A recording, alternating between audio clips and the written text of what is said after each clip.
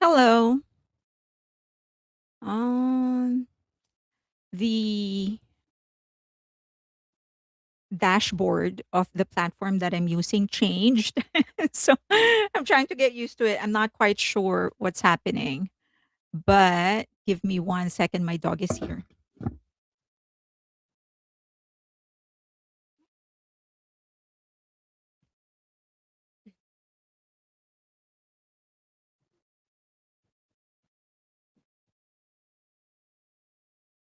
Okay. Say hi, baby. Hi. Say hi. Say hi to everybody. Say hi. Say hi. How are you? Okay. All right. Give me 1 second. Let me say hi to everybody.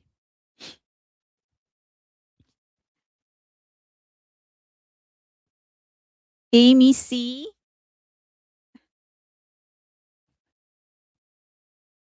Amy C. Nadira, Jazzy. I am Claudia.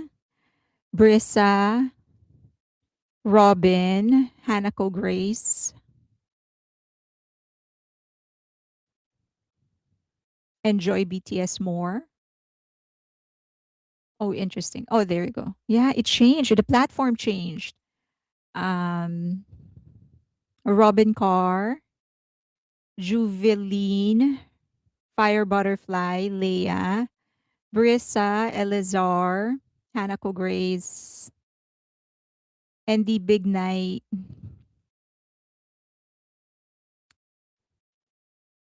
Jax, Lisa Parker,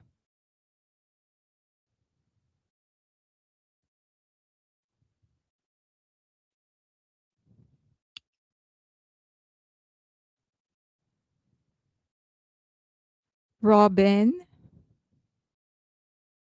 Kathleen, Just the Tea Please,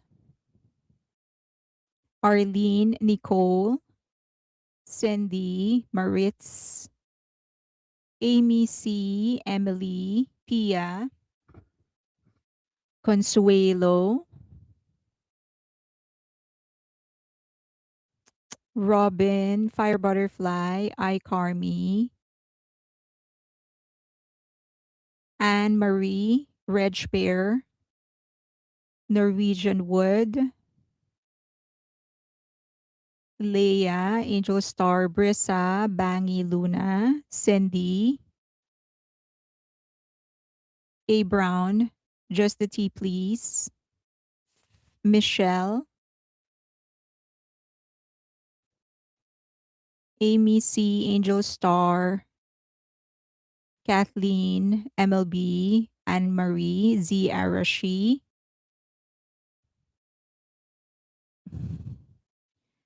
Fire Butterflies on Twitch, Letitia, Dodger Girlies on Twitch, A Brown, Aspen, Jasmine, Melanie, Enjoy BTS more. Uh, Halina, Leia, Lisa Parker, Jasmine, Alex, Lake Shoden, Nicole, Just a Tea Please, Neil Vanel, Maritz, Yvonne, Emil Bread, Carol, Icebox, Coogie is also on Twitch, Mina, Yvonne, Pretty Park, Mob Flea,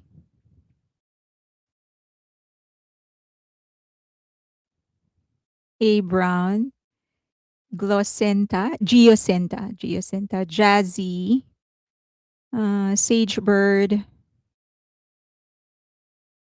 Pia, Kez Misosu, Dorothy, Kez M, Norwegian Wood, Angel, Angelic, Tiger Gin, Angeli C, Tiger Gin, Cindy, Portia, HHK, Army Marian, Helena, Marie, Rainstar, Yvonne,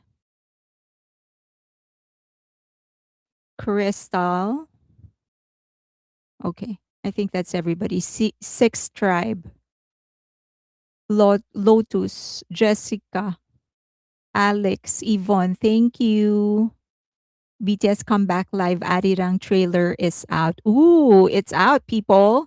Check out your Netflix or your YouTube or X. Check it out now. They said it's out. Da-da-da-da. Still looking for Netflix. I just had to go watch it. Okay, go watch. Maybe I can't share it here because I'm gonna get blocked. But if you go, okay, I'm gonna get blocked. But it's an hour. Sorry, not an hour, but 1:32. But you can go and watch now. Go. It's on YouTube. I can paste the link here. Uh, Better watch it on YouTube first for to help boost it. Okay, I pasted the link of the trailer right there. You're late. Now it's okay. I'm asking everyone if they can go to YouTube first right now. The link of the trailer, it's there. So watch it on Netflix and Bangtan. So it's a collab. So if you watch it, it's going to reflect on both. So the link is right there in the chat. Go watch. I can't show it here because I'm going to get blocked, but it's pretty cool. I'm watching it.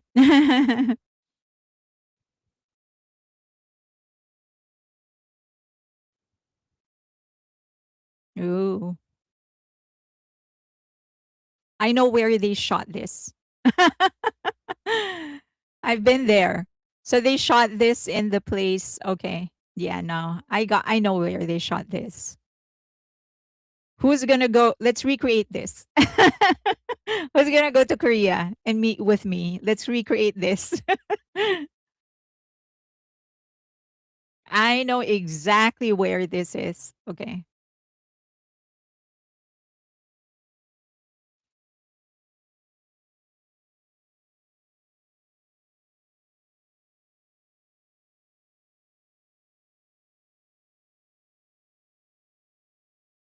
I'm watching it.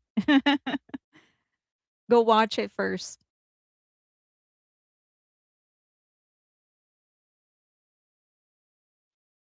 Okay.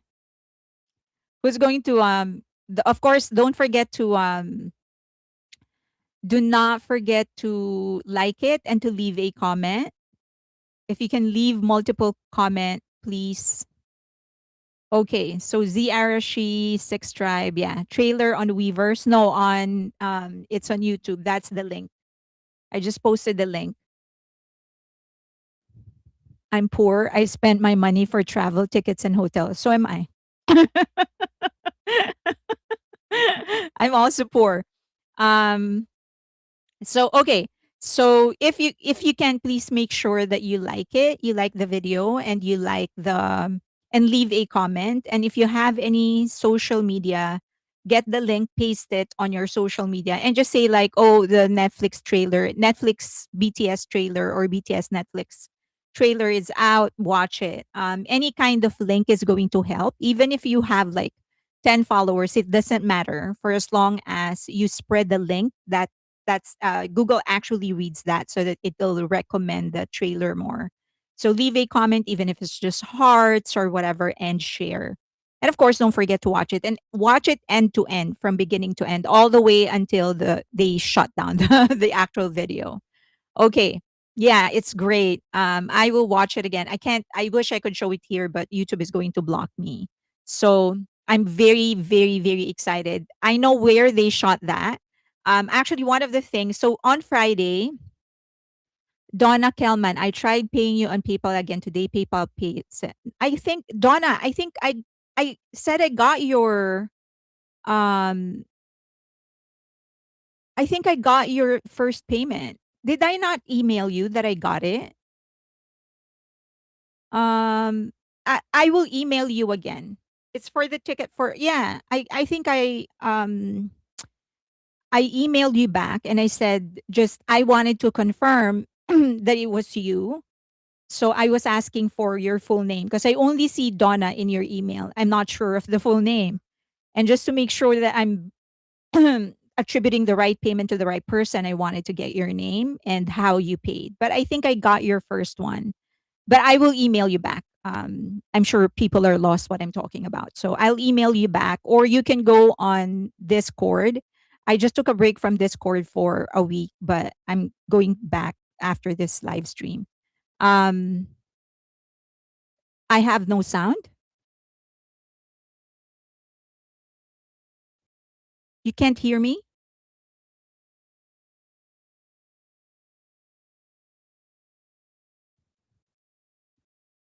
I have no sound?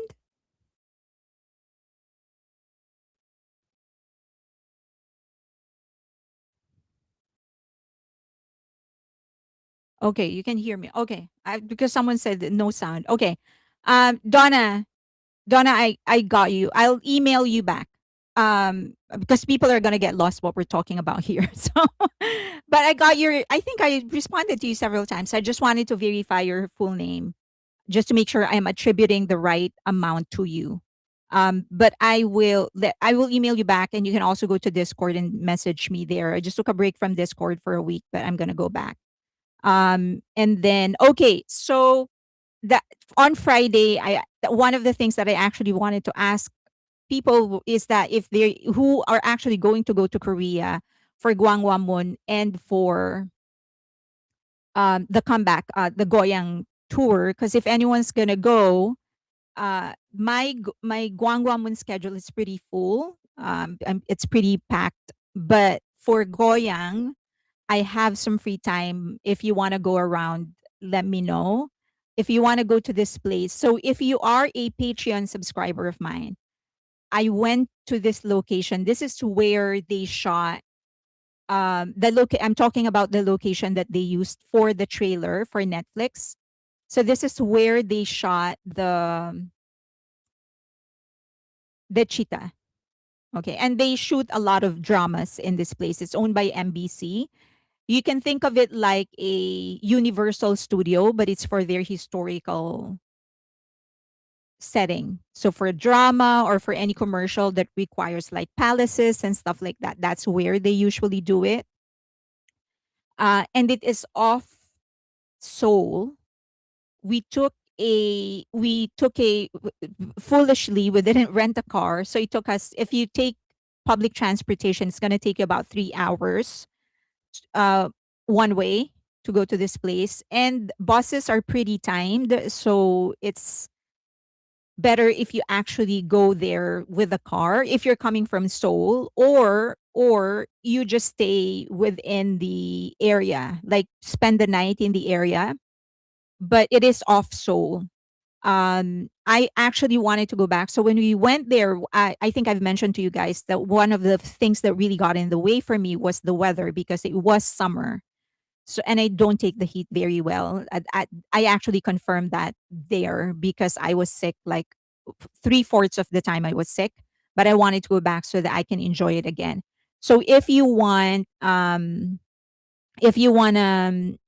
to meet up with me, let me know. I will talk about that in detail because it's going to involve my schedule. I can't do it here for security purposes, but I'll talk about that on Friday. Okay, so that's one. Number two, if you were watching my live stream last week, right before I ended the live stream, one of you asked, do you have a schedule for the comeback? Do you remember that? One of you asked me that. Of course, I can't. So, and then right before I closed, I said, okay, on Wednesday, I have a feeling that we're going to get something. Okay, so they dropped the track list because the my source was actually watching Monday, and so when someone asked that, she said, oh, no, sorry, he said, he said, say that there's gonna get something that the armies are gonna get something before the comeback, before Wednesday, and we got it. So so if you go to my last live stream just before the end, I said we're gonna get something before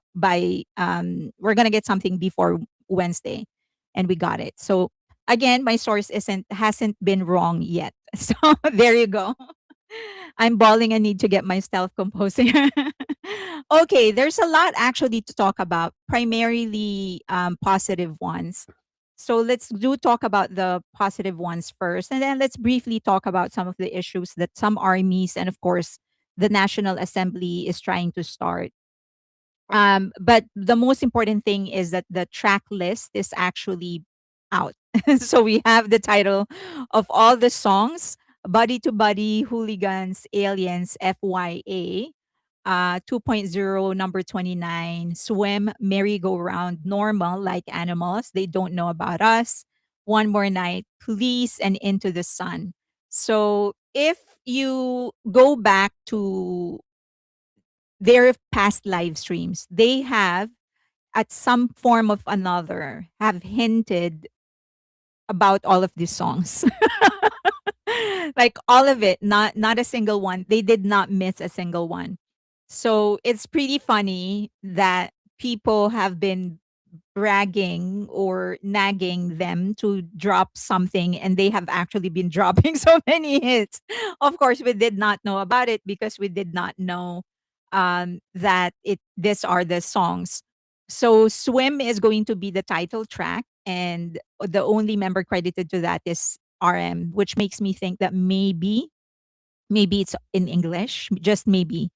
Because usually one of the reasons Suga and J Hope and RM are consistently in the credits is that they write their own rap, and the only time they have never written their rap was when they did an English album, and that was Dynamite and no, not Dynamite, Butter. So on Butter, RM was credited, but Suga was not, and J Hope was not because they couldn't rap in English. So you can't stop watching the trailer. I understand. So so I think that's one of the reasons I think Swim is going to be in English, but I could be wrong. Maybe they just chose not to, which is not a strange thing to happen. Why is that bold and black? It's the title track. Swim is the title track. Yeah, it's the title track. So Big Hit actually released a oh, this is so cute, don't you think? Tiny Tan is also going to be joining them Tiny Tan is going to have their own version of the Guangwamun. They're so cute. Okay. All right. So the one time when also Suga wasn't in the writing credits was Mic Drop. And I think it's because oh yeah, yeah, yeah. That's also half in Korean. Also, for those of you who don't know, there's a scavenger hunt. So Google actually joined the promotions. If you go to Google and if you search for BTS, a bottle is going to pop up. So click that bottle and it's going to show you a QR code. You're going to have to follow the QR code, and then you can start the scavenger hunt. So it's going to provide you some clues. You're going to have to answer them. You either click from multiple choices or you search the answer, meaning, for example, it asks you who is the leader of BTS. You have to go to search and type RM, and that will credit you with the right answer. So go to the scavenger hunt. I think depending on your country, there are 4 sections that are already out, and then the next section is going to be available on March 9. So make sure that you play it. It's fun. It's going to ask you some trivia questions about BTS, like some of their songs. Um, like yeah, this one, like a secret melody has been drifting in the currents waiting to be found, so you begin your search. So there was one question which I found so funny. It was um Laji Molala. Of course, could count on Jimin to actually make it on Google. So it was like one of the like random words that became a trend, that trended and became viral, um, because Jimin couldn't understand what was being said. So anyway, it was a game. So just it's fun because it's going to sort of bring you back to some of the like old memories of BTS. Okay, so go to Google, search BTS. If you see a bottle, click it. It's going to show you a QR code. Follow the QR code, and it's going to start asking you questions. Just answer them. Either you type in the answer or you choose from multiple choices. And then also was Twitter also g- launched an emoji. So if you type BTS Live on Netflix or BTS Live, that's going to pop up. I know that some of you don't have an X account. That's okay, but just if you are curious, if you want to trend it, uh, start trending it because we are 15 days away from the comeback, practically 15 days away from the comeback. Next week is when I physically start my preparation for the trip. I'm so, so, so excited, people. I know it's going to be tiring for me and my daughter, but it's a good tired, good kind of tired. Okay. Um, so if you have an X account, make sure that you trend this. Okay. Next, I couldn't do the one asking about the fifth studio album like it was wrong, but I don't know another way to write it. The fifth studio album, Arirang. You for that question, so she's asking, Eliza is asking. There is a question for those who have done the scavenger hunt. There is a question which and the answer is Arirang. You have to do the puzzle first. So you have to put together the puzzle and then you scroll down a little bit because I was also confused because I thought like why is this not moving? So you're gonna have to put together the puzzle and then you're going to type Arirang and that's the right answer. But in my opinion, the current promotions are genius.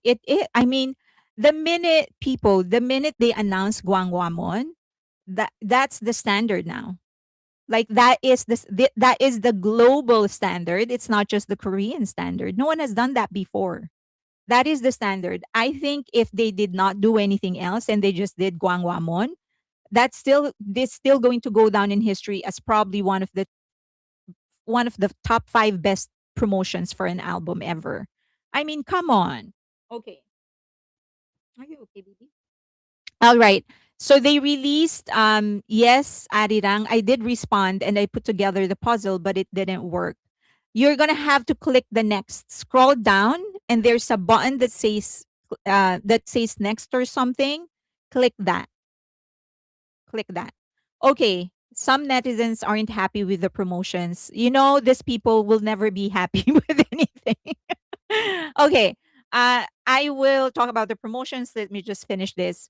So, so they released Big Hit actually released a press release. They released a press release and in the press release they had a formal description of each of the track. Of course, it's meant to just really be a teaser and not give you exactly what we are looking for, and that is to know like the genre of of each song and whatever. But so just to give you an idea on how they actually describe, and some of this I already featured in my video, which I published this morning. So for Body to Body, the official description is that it is a song that calls out a declaration to enjoy the moment together with the audience in the concert venue. I don't think there is much of a I think it's a hype song, basically. I think they meant it to be a hype song because it's the opening of an album. This is after 4 years of waiting. We haven't gotten anything out of them from them. So I think they just want to hype up everyone. So I think this is going to be like a hype song. So high energy. It's meant to get everybody dancing. It could also be something grand. So this could actually be something that they will be using for the entrance when they do the Gwangwamun show. Okay, I also have news about my Guangwamun homeless person. This is so funny. I'm experiencing. I thought after standing them for 14 years, I would have experienced everything, but no, something new always comes up. Okay. Um, so that's for buddy to buddy. That is the official description of Big Hit. For hooligan, it reflects the time the group has spent traveling the world and carving their own path. The word itself was actually used by RM in one of their songs. What's the name of this? We On is the name of the song. So that's the exact lyric, the exact line, a hooligan who live up to his name. So I'm thinking, and I said this in the video this morning, maybe it is a throwback or a complete loop. This is where RM sort of completes that journey of being a rule breaker, um of being a rebel, of not following tradition in some ways, of course. So I'm thinking maybe it's a throwback to that, that it's not exactly about them rebelling, but more of them sort of declaring the completion, the fulfillment of who they were meant to become.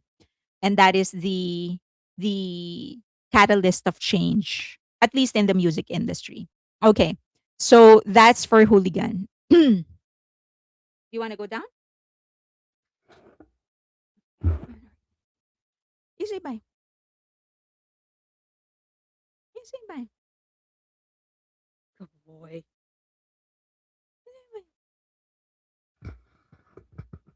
Easy bye. Okay, bye bye.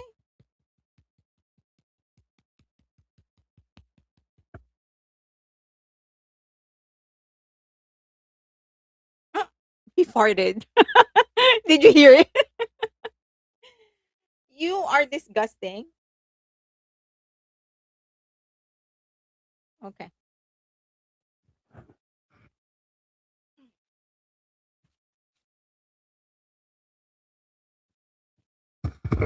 Okay. He is very cute. Still no Deng on Spotify. Justice for Deng. It was a loud fart. You didn't hear. I guess the mic didn't catch it. Okay. I also think that in their live stream on the rooftop, and this was during Tess' birthday when they celebrated Taeyong's birthday.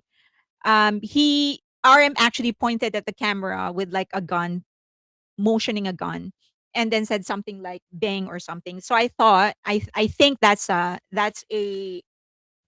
hint, because that's a spoiler, because right after that, when he walked to the back, all the other members, the ones that are in a hug, Jimin, and Jungkook went to look at him and like what the hell did you do or something like that.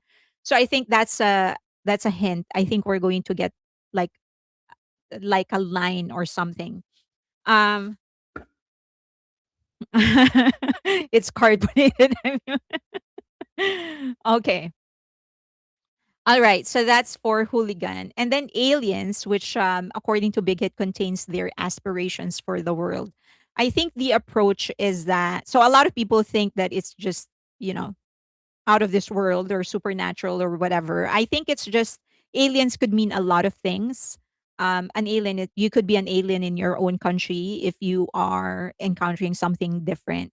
You can be an alien. Give me 1 second. My dog wants to go out.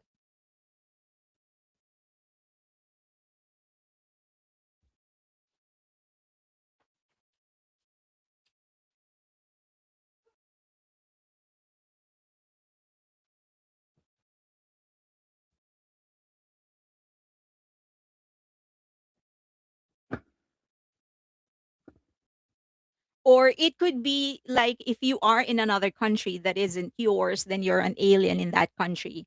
So I think given their history of traveling the world, seeing different things and encountering different things, and of course their awareness in the different issues different social issues, it could be that like their aspirations, and it doesn't necessarily have to be negative. It could also be like, oh, we've encountered like a beautiful culture that I hope that they're hoping other people will adapt or something like that. So um although so Alien is, in the early days of BTS, the V, that was actually like a nickname of V, and it was immortalized in the song Alien.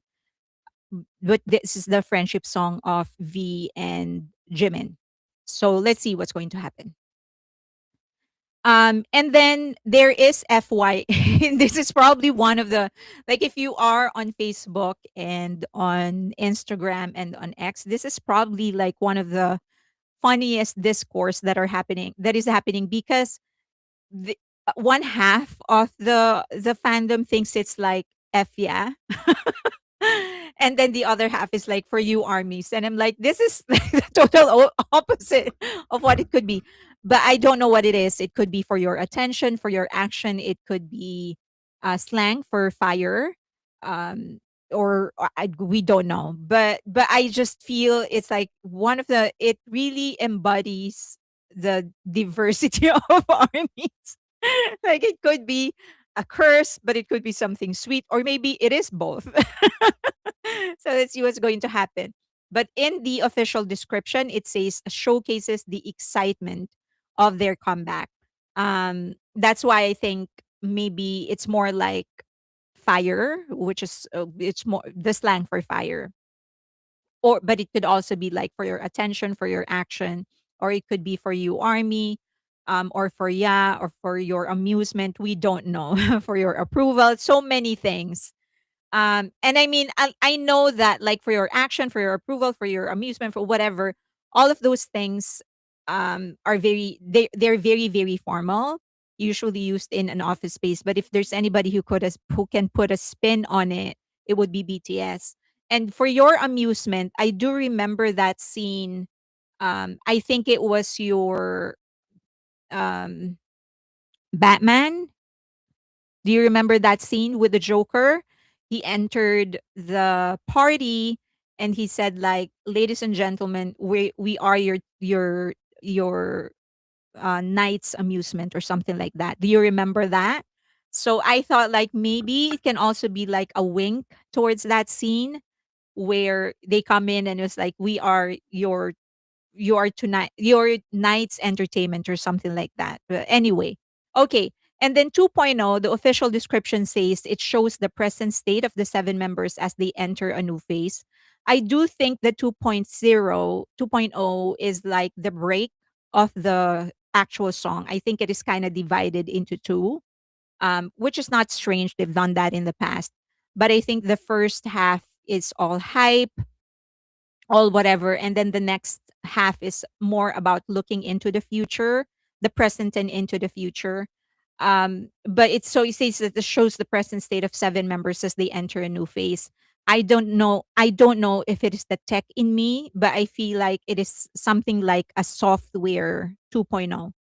Like, I'm sure that many of you are aware, if when they first release a software or a program or a website, it's usually beta, and then you go to the actual launch, and that is your first version, or V1.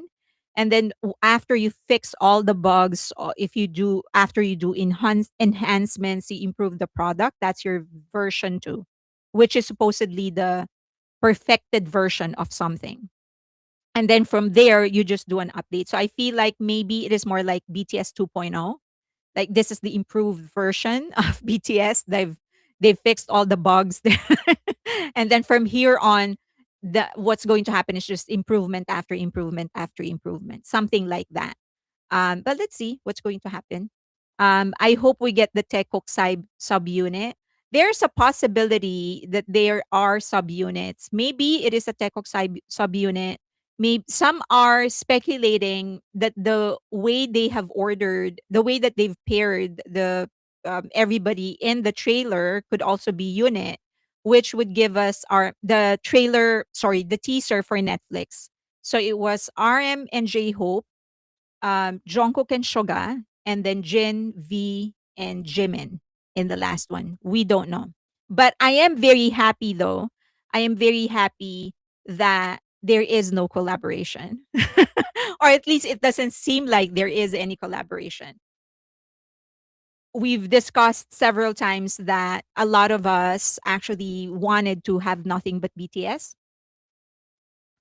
But then J Hope did say that there is a collaboration, but it's another form, like something different. So maybe he's talking about the producers, or I don't know. But I'm just happy that in the main, it seems that they're not going to have a collaboration in the main album. And also in the first release, maybe there's going to be remixes, right? We don't know. Okay, so 2.0 has also been spoiled by RM himself. He actually spoiled it several times.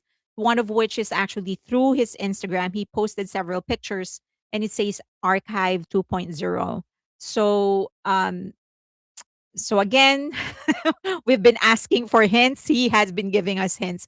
Arm, I think, is the one who has given the most amount of hints to us.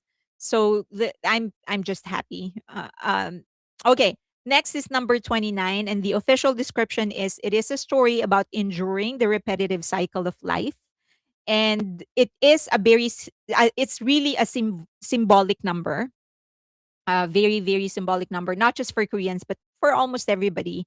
So the most obvious is the lunar calendar. So it's a 29-day cycle before the new moon actually appears, right? So 29 days. So that in itself is a reflection of what they said. It's a repetitive cycles of life.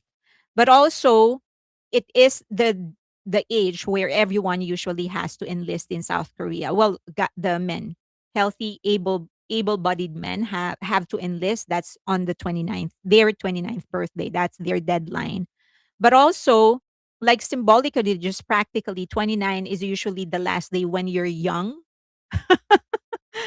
At least that's what society dictates. Like once you get to 30, you're okay, you're an adult now. So there's a lot of symbolisms in there.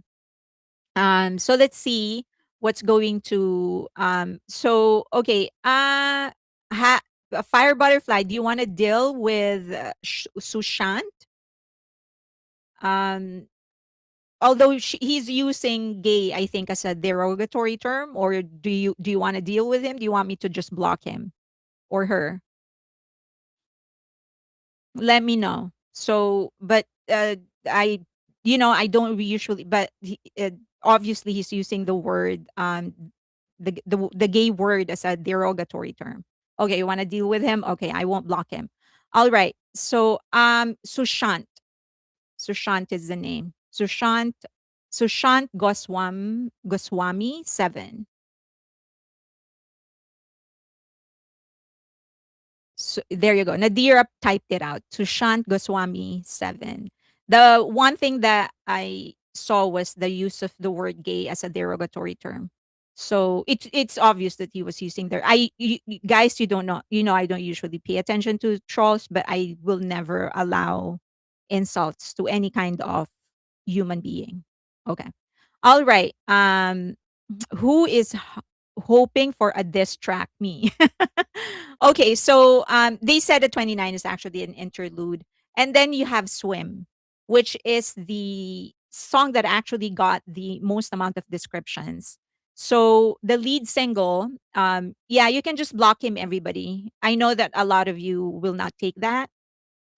Who do you remember that girl that went viral on Facebook and on X? She's an instructor, a fitness instructor, and she was like, "I take no disrespect." Do you remember her? Okay, so the official description of this is that it is the lead single, so that pretty much is very clear, an upbeat alternative pop track about continuing to swim forward through the waves of life rather than resisting the currents. The song expresses the resolve to move past them calmly at one's own pace, framing the mindset as a love for life. RM handled most of the lyric writing. And this is an important piece because they do have a lot of uh like great collaborators. But one of the things that that press release actually emphasized is that in each of the track, it's the BTS members that actually took the uh, lead in the writing and in the overall production. So there may be someone executing their vision, but it is their vision and it is their direction. And I think that's very important for us to understand because they were very clear in the press release that this is the direction of BTS. Okay. So all right. So that's the he so RM handled most of the lyric writing. I do think that there are some speculations or some theories that swim might actually stand for something like someone who isn't me is one of the most popular theories going out there, that it's actually not the word swim but an acronym for something like someone who isn't me. And I think that in itself um could be it's very consistent with what could the or what seems to be the branding and the message of BTS right now, right? That if it actually stands for someone who isn't me, very consistent with the message. But it could actually also be just sink or swim. That's a very popular idiom. And maybe it's just like them choosing swim. Like when they were trusted into the global stage or in their career in general, they had no guidance. And that was something that Suga has talked about repeatedly in the past. Like they did not have anybody, no seniors were actually guiding them, giving them advices or giving them warning or that, yeah, no advice as to what they can do, especially when they got into the global stage because no one has been to where they were. So it was like really sink or swim. That's the idiom that's given to you when you're in a situation where it's all about survival. And it's not yeah, so maybe it could also be that. And then in the song their choice is that they decided they were going to learn how to swim, that they're just going to swim, and they more than actually survive the race, they won it. Right? Okay. I also think that in the live stream, so several, I have a video coming out tomorrow where I went through all the videos and got as much as I can from what they were saying, like the hints. But here are some of the things that I think some of the instances where they gave us a hint. In the live stream of Jimin and RM, the Mini Money duo, they had like a chunk of that live stream, they had a conversation where it seemed to be so out of topic. Like that isn't what they were talking about. Um, and he was R. I think it was RM who asked Jimin, like, "What are you living for?" or something like that, or "What is your life for?" It could be a hint. It could be a line in the song or it could be a theme or something like that. But I do think that that is in itself a hint. Okay, so if you go back to that, you will notice that there was a chunk in that conversation where in that entire live stream where it just seemed to be like out of whatever. Okay, so that's one. And then merry go round, the official description is that it tells the story of enduring the repetitive cycles of life, and this has been hinted on by BTS many times. And that includes this one in their Christmas live stream. Jungkook, actually, all of them kept on saying the word Merry Christmas, which didn't feel off because it was a Christmas live stream. It was them celebrating Christmas with us. So it didn't really feel that off. But then towards the end, when they were about to end the live stream, in fact, Jin already stood up and went out of frame, assuming I assumed that he was going to turn off the live stream. Jungkook actually, it certainly, well, just loudly blurted out, Mary, Mary. So if you go back to that live stream, and then everyone blurted out laughing, and then especially V and Jimin, they were like, "What the hell are you doing?" But before that, like when they were they were about to end the live stream, everyone kept on saying randomly like Merry Christmas or whatever. Okay, so all right. So that's a hint. If you want to go back, it was that part was so funny, and now I realize because they were actually hinting the song. And then if you would remember, V actually went back to the old fan cafe He was there several times. And in one of his posts, he actually said merry-go-round, merry-ground. And then he said merry-go-round. So obviously it is a hint. Okay, so there is a confusion about this. So this is my theory. It could also be a hint, like, so I don't know if you know this, but merry-go-round had a more serious origin. It used to be used as a training device or training facility for warriors. And I said that in the live stream. And then it was, so it's the carousel where the soldiers would be sitting on a deck, and it rotates, and then it's their job is to try and pierce through something while they are going around. And then eventually it was adopted into a play, I guess, a playground device. One is a carousel and the actual merry-go-round. So those two are different. Okay, so you have the carousel where there are um, horses, where you ride in a horse and then you go around. That's a carousel. And then you have the merry-go-round, which is what is like a circular thing, and there are bars, and children would go hop on the actual deck, and then they can spin it. That's the merry-go-round. Um, and I remember there was this famous in the early days of BTS. There was this famous Bangtan video where I think it's JK. It could be JK and J Hope. It could be JK and Jimin, where JK was just spinning the merry-go-round. Um, could be J Hope. I can't quite remember who it was, but I'm pretty sure that the person spinning it was JK. Okay. So, but they've hinted on this several times. But also, as I've said, it could be like a double entendre, where on the surface it seems so happy, like they're it's merry-go-round, like the playground, but the historical background of it is pretty intense. JK and Jimin. Oh, okay, JK and Jimin. Okay. Oh, JK and V. So someone saying JK and V. Someone said JK and Jimin. I can't quite remember who the other person was, but I'm pretty sure the other guy, the one that's spinning the merry-go-round, was Jungkook. I can't remember who the other one was. I thought it was J Hope in my head. I don't know why. Okay, JK and V and JK and Jimin. Oh, there are two videos, JK and V. Okay, all right, got it. Um, and then so yeah, it could be that, like, BTS is never like a single dimension kind of group, right? It's there is always several layers in their song. So it's not impossible for them to have multi layers in terms of the meaning of the song. And then there is Normal, which explores the emotions they both feel on and off stage. If you would remember, they actually played with the crown. So I'm thinking maybe maybe Fairlane, it was V and Jimin separate times. Ah, V and Jimin, so it wasn't Jungkook. Oh, how why did I think it was Jungkook?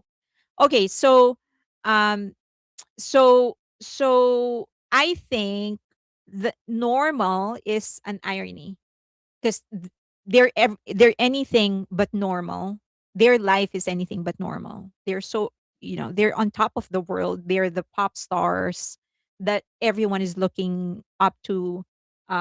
They have dismantled so many of the pop trends. They've introduced so many things in the global music industry. Um, there's very few that can actually hold a candle. Um, So I do think that it could be irony. Like they're this is their normal, which is abnormal for us. And it could be because they are the kings, right? The kings, and when you are a king, your life is anything but normal. So it could be that, some sort of an irony. Okay. But that's just a theory. Okay. Like animals expresses a determination to live life passionately. I have a feeling this is going to be one of the most probably intense or even painful songs in the album, because it could be something about them. Um, you know, animals are instinctive. And that's actually one of the reasons they are very powerful, because they don't think of anything else but this one thing that they need. And usually that's food and survival. They're like, if they need food, they just think about killing something, hunting, so that they can eat. And that's why they are vicious, because that's all they think about. And that intensity and courage and strength, I think that's something that they have definitely shown and demonstrated in their work, and that's how they ended up on top. But at the same time, animals, like literal animals, they're constantly studied. They are captured and put in a zoo or safari for everyone's entertainment, and that in itself is an irony, because they are supposed to be this vicious, fearless, powerful creatures, but then they're also used as an amusement by people. The same way the lives of BTS members and BTS themselves are being used as entertainment for so many, right? And a lot of fans are actually doing that. Um, they speculate about their personal lives. They are constantly examine their hairstyle, from their behavior. He didn't smile in this live stream. They weren't sitting together. He was pushing him away. Like all the things that they do. So, like from the smallest to the big things, it's constantly studied, it's constantly watched, like animals in a zoo. So I think that could be one angle that they're talking about. Like, yeah, they have this strength and determination and courage in life and in their career, but at the same time, they are sometimes viewed as animals by the media, by haters, by fans, because they're constantly watched and studied and hated on and criticized and stuff. So let's see if I'm right. Next, in Spring Day, there is an image of JK in front of the merry-go-round. They don't know about us conveys the confidence of simply saying we are just us. I do remember this.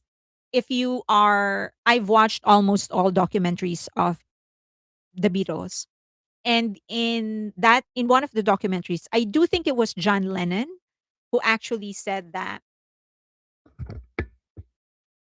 it's kind of like being a member of the Beatles. It's kind of like being in the eye of a storm where everything around them is chaotic, right? Because anything that they do um, seems very, very like, yeah, it's chaotic. They cause disturbance. I mean, the Beatles, they cause disturbance. They break the norms.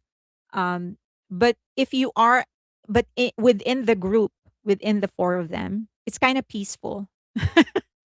Like if they are able to isolate the four of them and what they do and their relationship from the chaos of what they create. And so he said that, it's like being in the eye of the storm. Everything is in chaos, everything is being thrown away and whatever. But in us, within the four of us, it's actually very peaceful. It's just us, he said. So I kind of felt like maybe it's something like that where like everyone is in frenzy with what's happening, right? Like um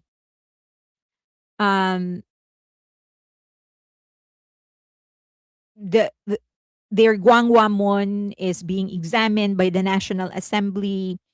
Their track list is being examined by fans and by haters. Everyone's speculating this and that. They said something is getting copied. So, but but in the seven of them, they know what to do. Like they know what they want, and they've kept on saying that. They've something that they've reinforced. Like we're just doing what we want, and everyone is in having their own theories and having their own expectations. But for the seven of them, they're just doing what they want. So maybe it's something like that, that they are just us. That they're maybe that's something like, sure, the world is in chaos because of us, but within us, it's just us. We're just seven people that are doing what we want to do. Okay. And then the next is one more night. So it's the desire to linger in a moment of ecstasy. So a lot of, armies. So a lot of theories going around that it could be something sensual and whatever. And BTS has certainly done sensual things. I mean, the latest one is by J Hope, for the songs that he has released. So I wouldn't really call it sensual, but more like naughty, maybe, or yeah, I guess sexy. So I wouldn't say that that is something that they wouldn't do. And they have certainly packaged some of their songs to be a double entendre. Like, for example, tear or tear, depending on how you want to pronounce it. And it means, and either would be right. But a lot of people thought it was a breakup song between a couple. And I certainly think that they meant to make it sound that way. And then for us to later on or Suga revealed later on that he actually wrote it for and about the seven of them. So it was a breakup song, but it wasn't a romantic breakup. It was a breakup of the band. So maybe this song could be a double entendre, that it could sound if you so I lost connection. Am I still on? It just told me that you lost connection. Okay. So it could be they could package it to be something sensual or sexy or even naughty or romantic. But maybe it really is just about them wanting for this moment to last longer, them on stage, them being with their fans, or them being together as seven. So let's see. But I wouldn't say, like, if when this is my only take would be that when you're listening to their songs, what I would recommend is for you to, like, open your, like, be open to the possibility that it's not simply about it's not simply about one thing. It could actually mean several things. Okay.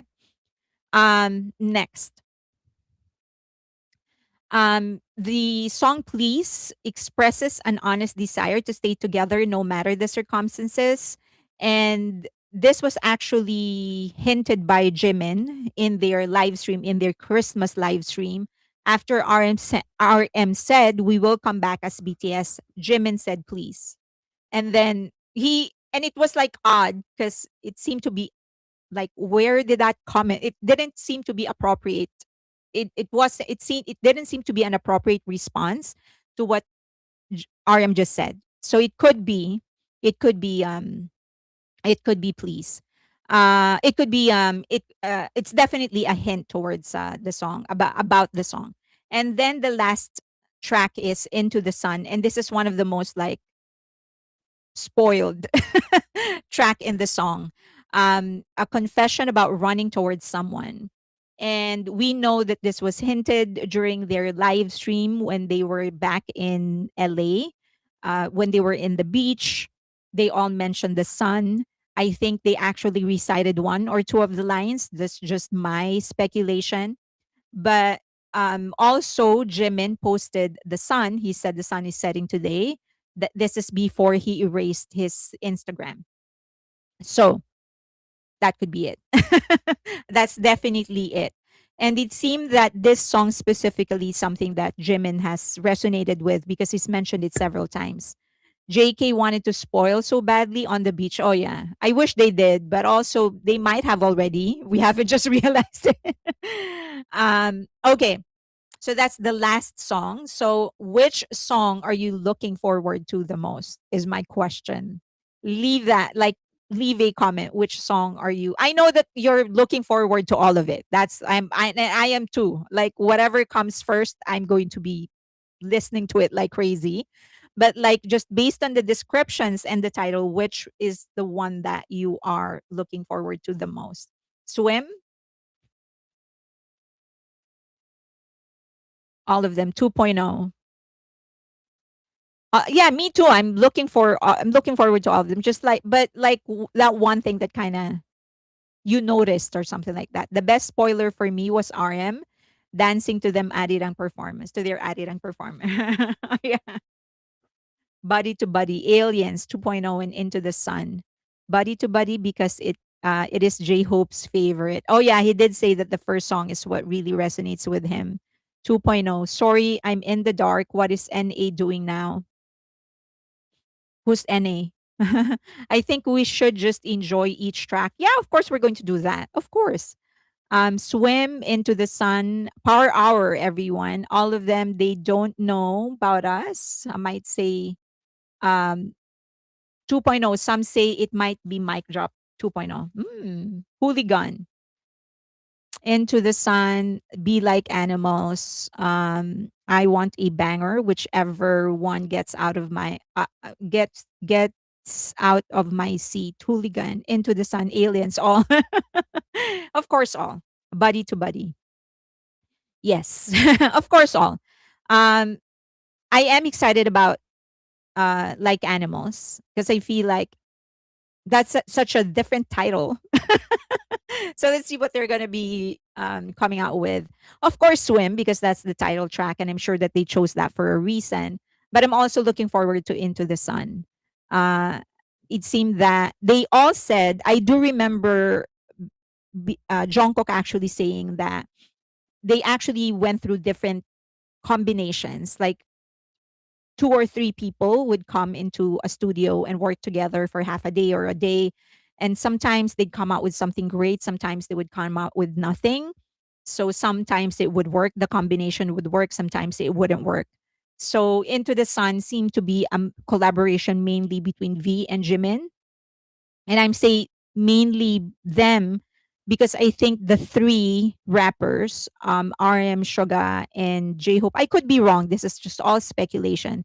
I think they are in the credits because they wrote their the rap, their own rap. But I think the overall direction was set by V and Jimin.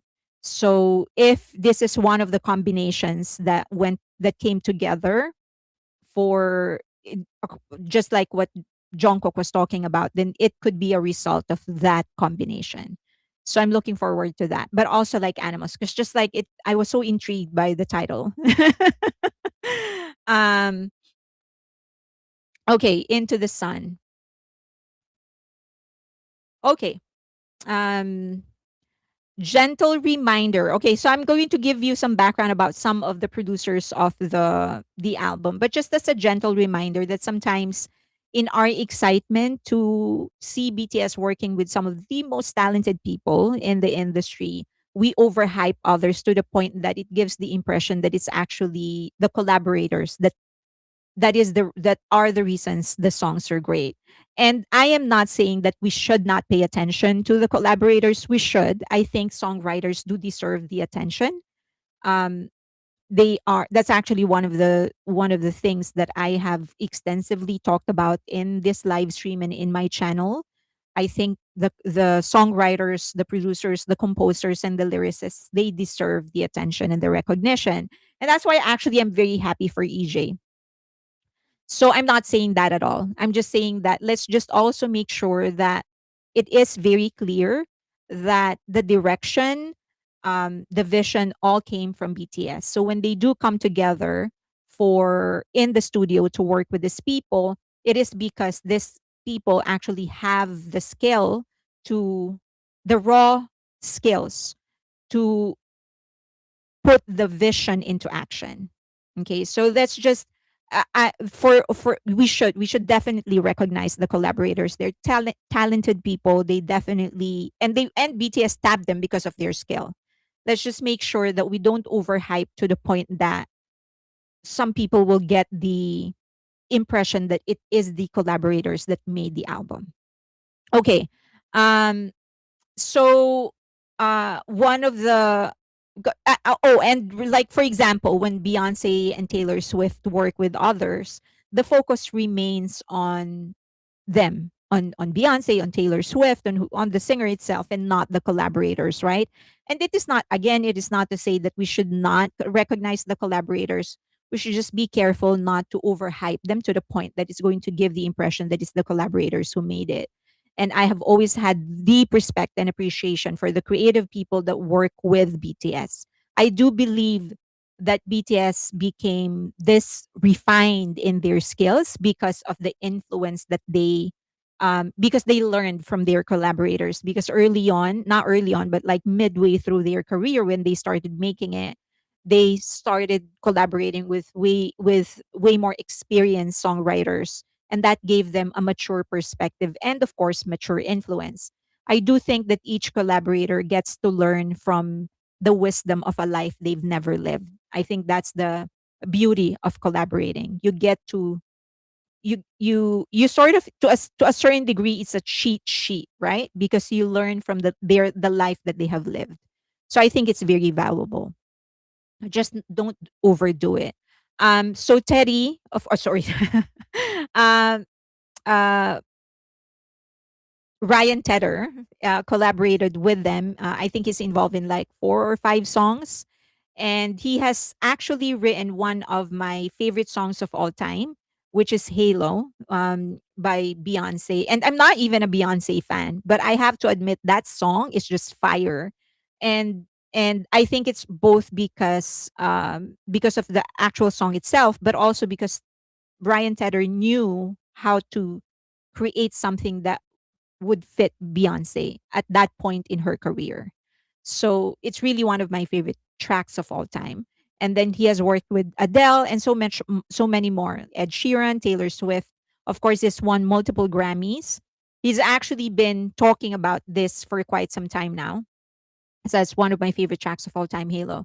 And he posted this. This is one of his posts. He said that I have way much too much choreo and Korean to learn. So he's actually trying to at least learn some words so that he can sing to it. And also this demonstrate that the primary driver of this whole creative process is BTS. Okay, who is the Beatles? You're the first person who's ever asked that question. The Beatles? Wow. Okay. None of the music would be how they are right now if it wasn't for the Beatles. How do I put it? I think that's the easiest way to put it. Okay, so the Beatles is a four-member group from the UK. This they it was during the 50s that was their prime. So late 50s all the way into early 60s. They have a really short mainstream career. They've been together as a band for a long time before they started making it. But they changed the game. They're one of the most influential acts of all time, regardless of the genre. So a lot of the things that we are listening to right now won't be what it is if it wasn't for them. Okay. All right. So Buddy to Buddy, one of the the songwriters is Maxim Pickard, and he won a Grammy. So and he is known for pop tracks, like dance tracks. So that I think gives you an idea. He worked in Body to Body. So like he specializes in like hip,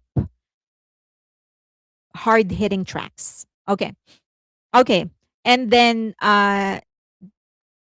Diplo, of course, worked in several tracks. And he said that this is going to shock the world. It's the most powerful album ever. He worked on, I think, 4 tracks as well. And he said something, I think put it in another. Okay. So Mike Will Made It, who worked with Kendrick Lamar, also collaborated with them the in the album. JPEG Mafia, aka Peggy, also collaborated with them.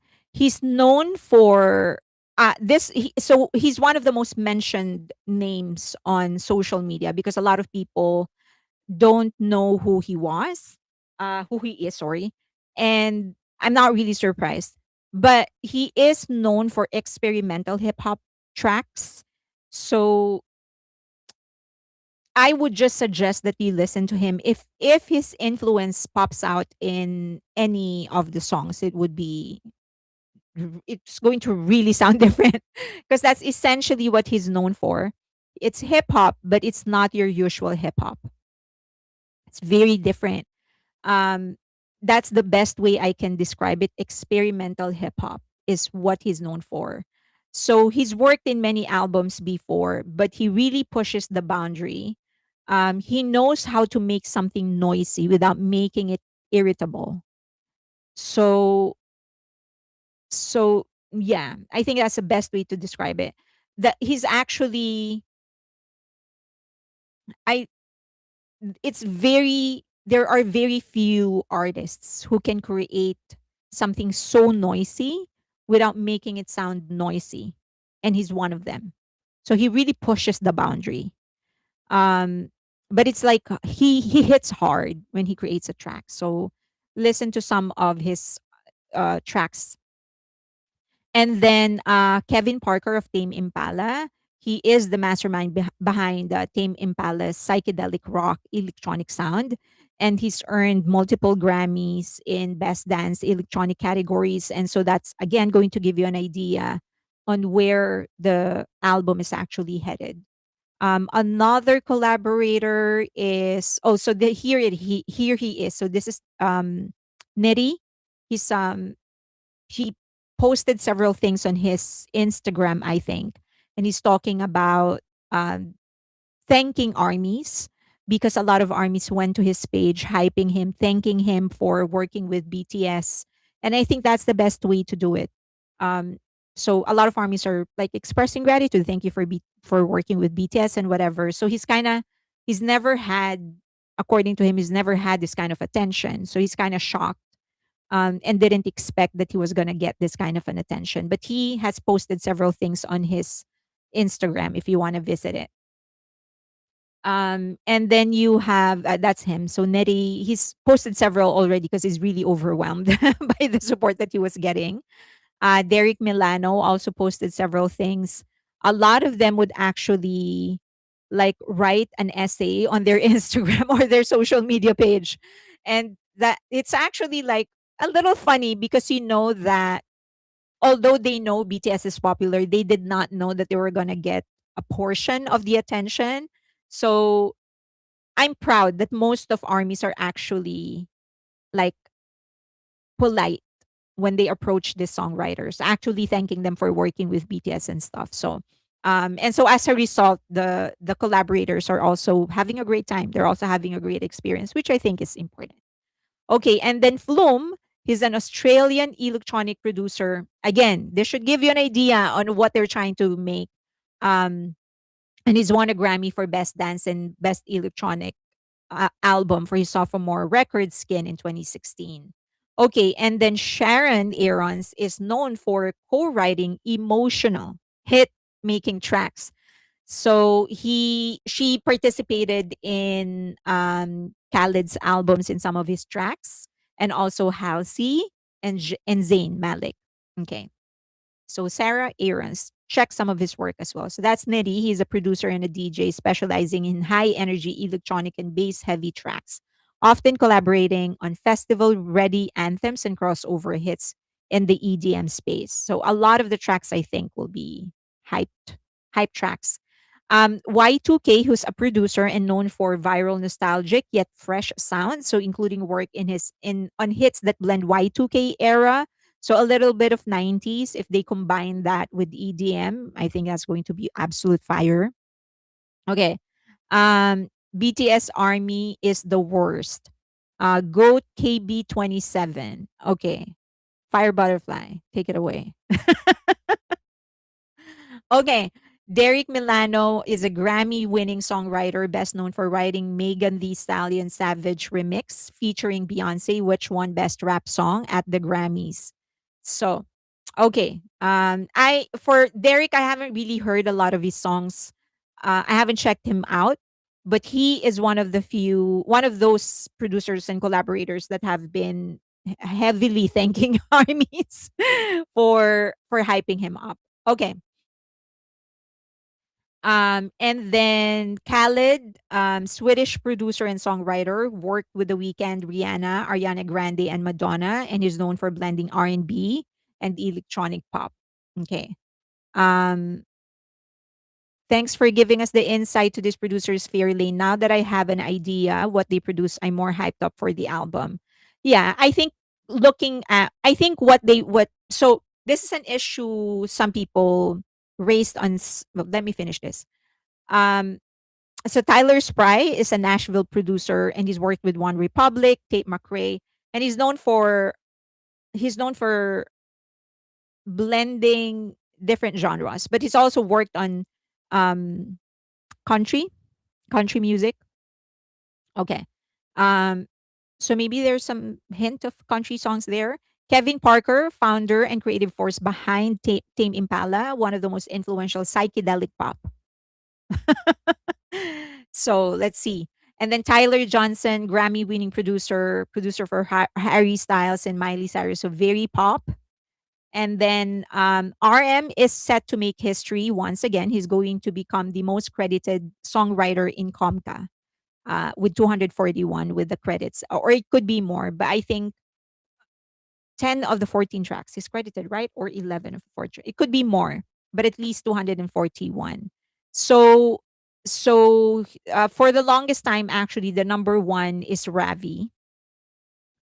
But with this, and then for a while, RM was number two, and then it became after BTS went to the military, then Bang Chan became number two, and RM became number three. But with this songwriting credits is going to become number one. He's going to be the most credited, and the young. Well, no, Bang Chan is the. I guess is the youngest number one ever. Will RM go over the tracks like he used to? I hope so. I do think that some of them will sit down and actually talk about how they created the tracks that they've led. And so I just wanted to clarify this, and this is in relation to Jin as well.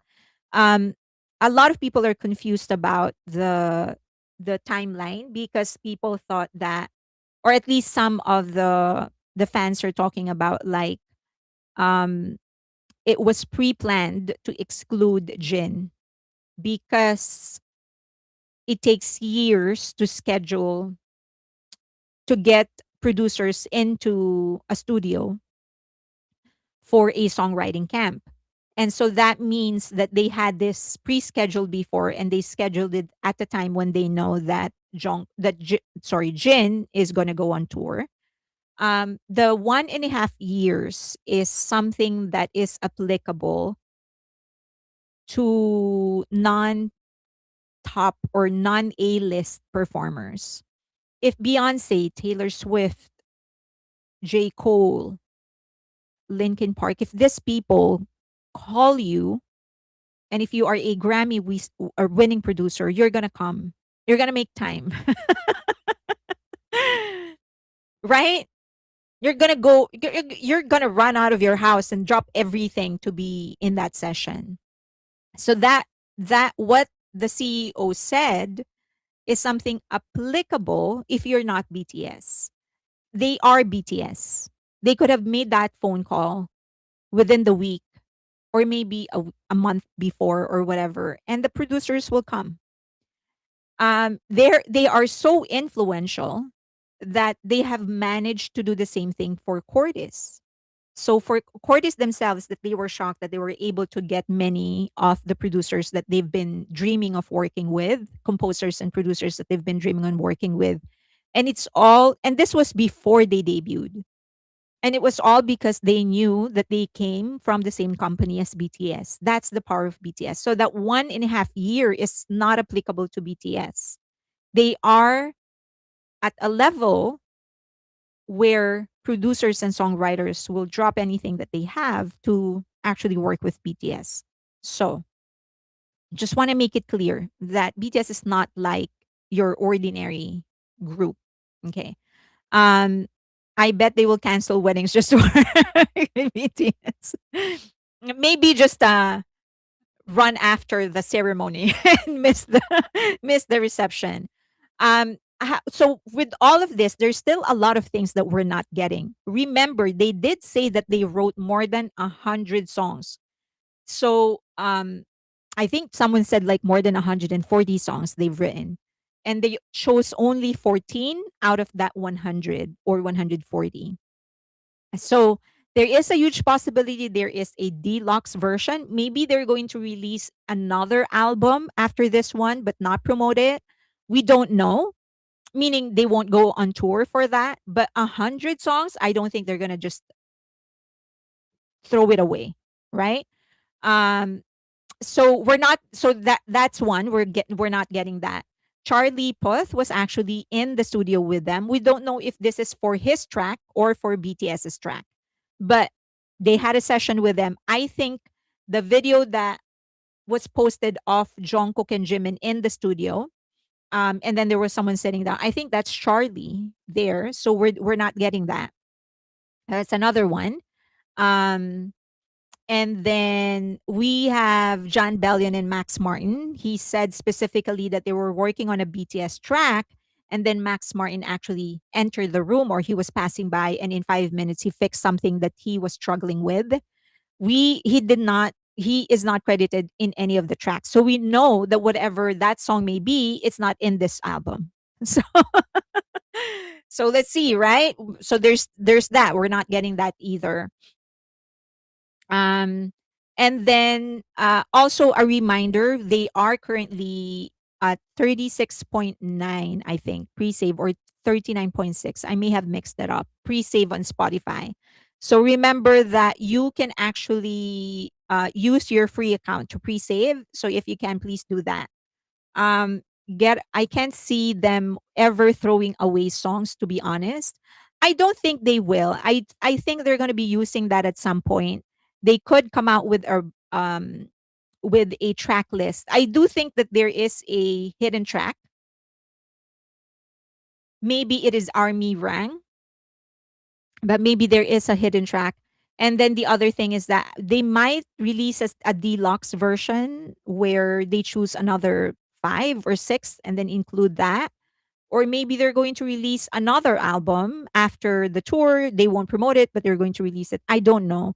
But I don't think they're going to be wasting that. Maybe some of the when they do their solo releases, maybe some of the songs will get picked up by one or two of the members or some of the members. So yeah, it's just let's see what's going to happen. But I don't ever think that I don't think that they're going to be wasting them away. What is your love song is the hidden track. It could be what is your love song, or it could be like um the Army Rang. Remember they posted Army Rang at one point, and it was like track number, I can't quite remember, but it could be that as well. What the hell happened to what is your love songs? I think there are more songs, either solos or another album. Yeah, it could be. I definitely know that those songs are going to be used at some point.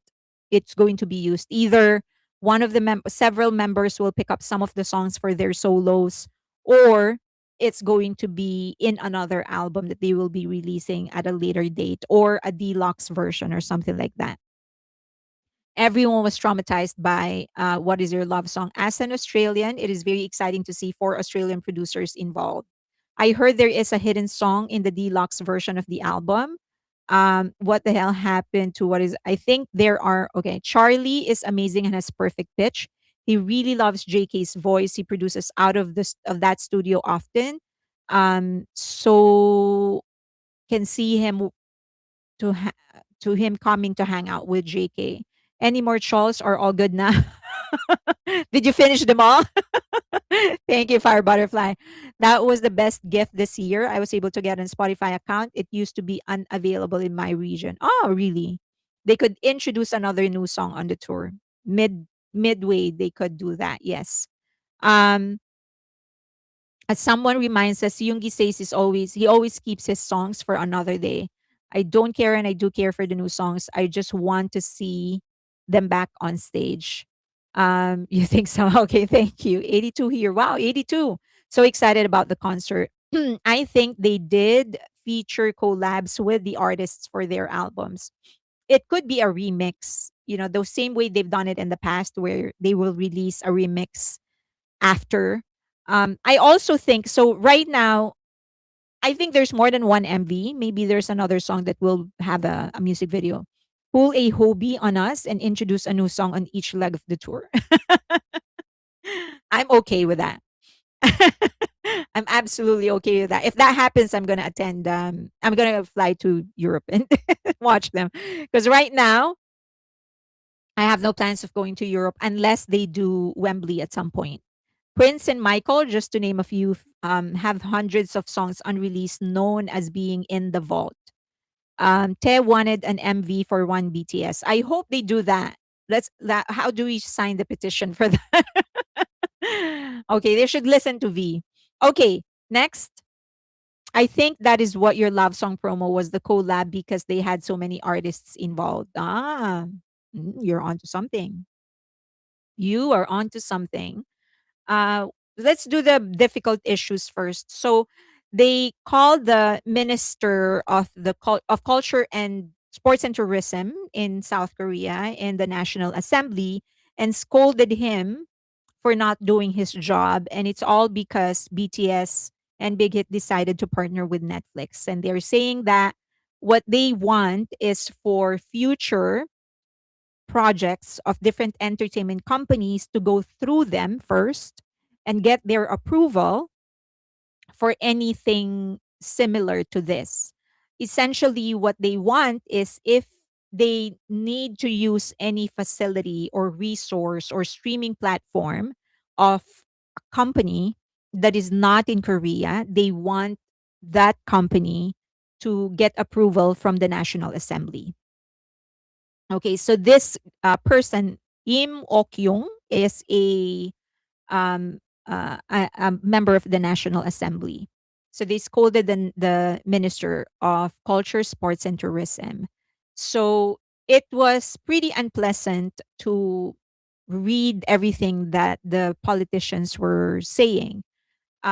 So at the end of it, basically the proposal, and this they actually proposed, they said that everything entertainment related should take permission or should get permission from the government for where to broadcast concerts, um, documentaries, etc. Um, they actually are writing a regulation or a law for that. Um, so they want domestic OTT to be used instead of YouTube, instead of Netflix or Disney Plus or whatever. So, and it is an actual proposal. They've already proposed it. So they are going to deliver it and whatever. It's going to take years, but it is in the works. So that I think just I've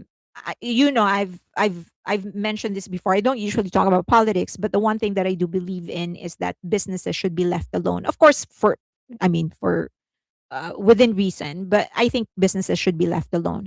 One of the they've certainly made some errors. I mean, the South Korea itself, they've committed some errors. I think when they kept on turning down um, Squid Games, that it forced the creator to go to Netflix to pitch his idea. They missed out on that.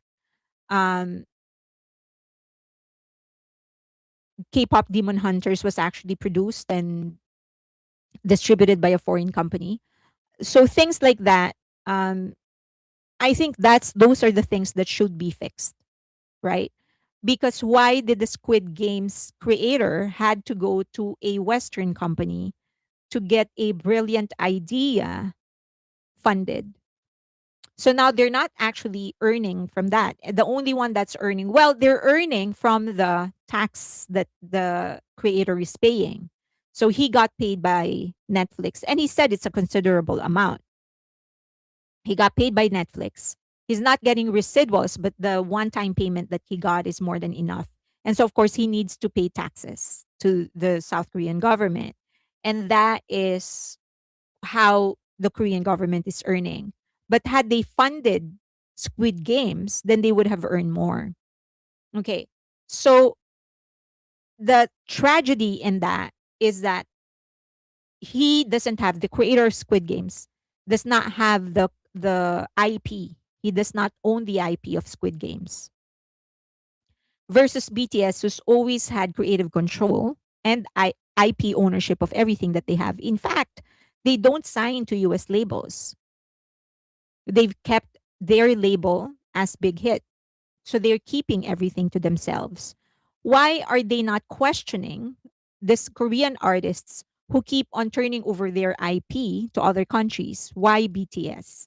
So and we all know the answer, right? Because this is what's going to give them the attention. But it's just so disappointing that something that after all the contributions BTS has made, this is what they're concentrating on. It's just absolutely mental for me. Because of BTS and Squid Games, the world is spending dollars like crazy in South Korea. They're attracting for Squid Games, they are attracting US products and of course in the culture itself. But in terms of IP, SK is not earning from it. Um okay, so and then the other thing, so this I'm sure you've heard of this, that a lot of the fans of Jin are protesting because he didn't get any songwriting credits. So we all know that he was on tour when they did the songwriting camp in South Korea.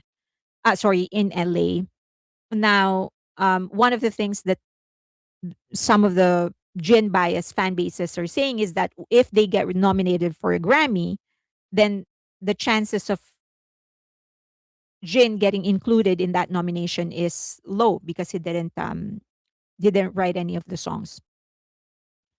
Um, I think only Song of the Year gets credited directly to the songwriters.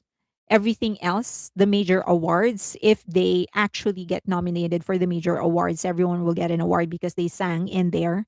In terms of copyright payment, we all know that you don't get a lot of residuals. You don't get a lot of money from streaming. It's actually more a promotion vehicle than anything else. But more than anything, just because he did not write any of the songs does not mean that he did not contribute creatively. I'm not gonna pretend to know how the entire thing happened, how it transpired, what they agreed on. I don't know what happened. We all know that he was on tour when and joined them in the last 2 weeks. So I think he arrived like August 11, I think, and they all flew July.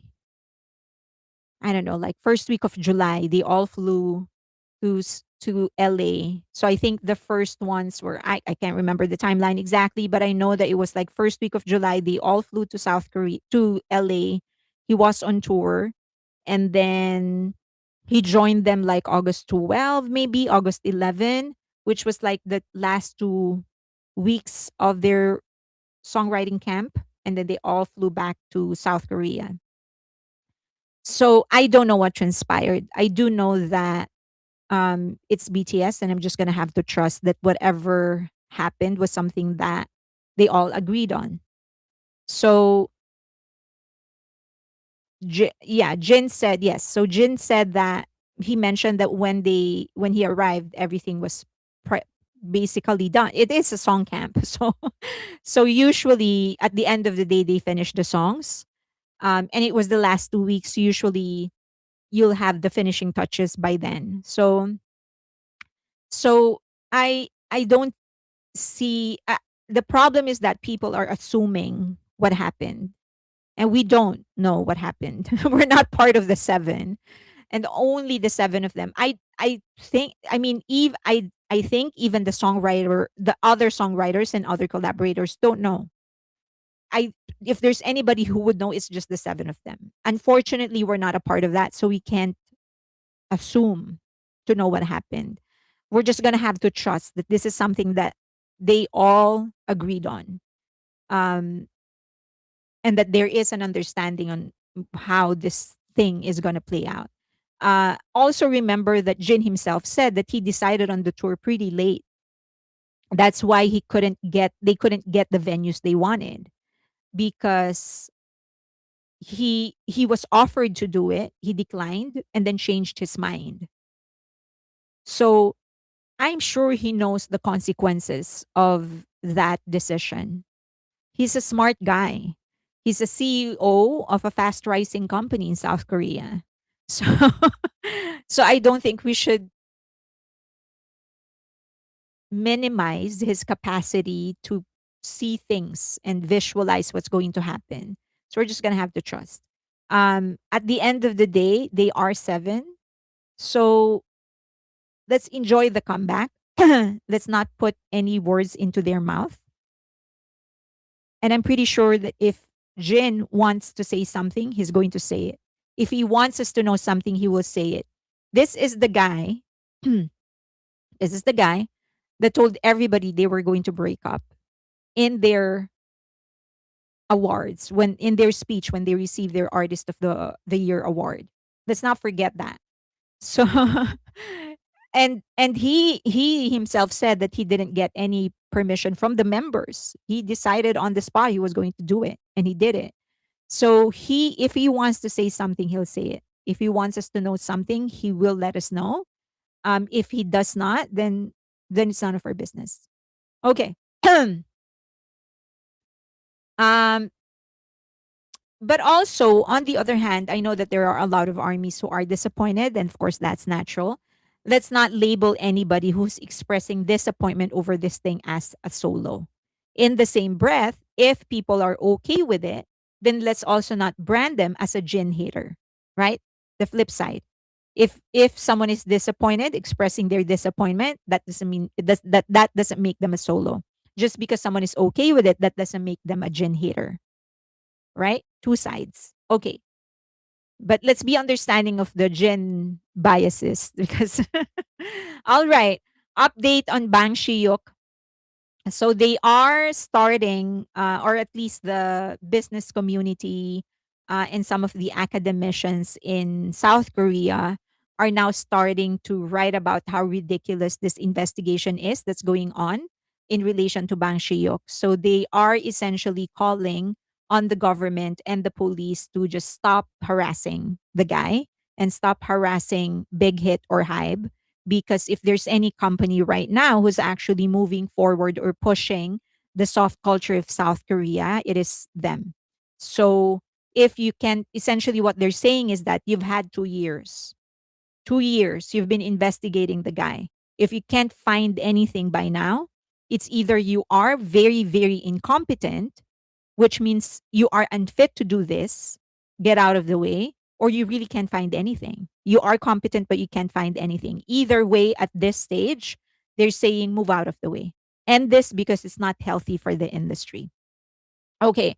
So I don't there was like an announcement that they're gonna be doing like a press conference in relation to Bang Shiyuk and BTS, but no one knows which side. This is all like, what is this about? No one knows. But essentially, the intellectuals, the academicians, and the business community starting to write some stuff to the government and also publishing articles, just calling on to end this. You either indict him already, submit this to the prosecutors, and let them decide whether or not they are going to indict the guy or end it.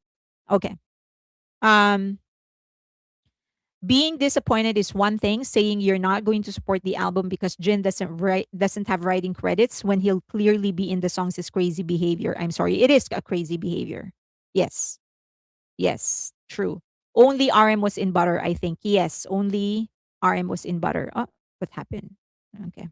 All right. So and then Seoul, the city, published an invitation to armies asking us to visit Seoul. Okay, we're personally invited by the Seoul City government, saying that they are preparing so many things for BTS the city, and they want us to experience it. So if we can, they said, please come to Seoul, and they published this. So I think this might be a clue on how the stage is going to look like. This was published by Visit Seoul's account, official account. Maybe this is how the stage is going to look like. Let's see. It's going to be very close to the gate if this is how it's actually going to look like. Also, let me see if I can play this. So someone did a 3D rendering of the stage, and I don't know if I can play it, but let me see. You wish you could go. And then here's another one. So the stairs case at the Sejong Center is there. So they said they're not going to remove it. I think all the way until April it's going to stay there. And then they have the Seoul Tower, which is going to light up purple. And then there are going to be some activities as well. In the Hangang River, there is, I think there's going to be a nightly entertainment or something. And of course, the Goyang live streaming in their cinemas, which is actually already sold out. Okay. All right. So let me see if I can play this for you. Someone did a rendering of the, let me see. Hmm,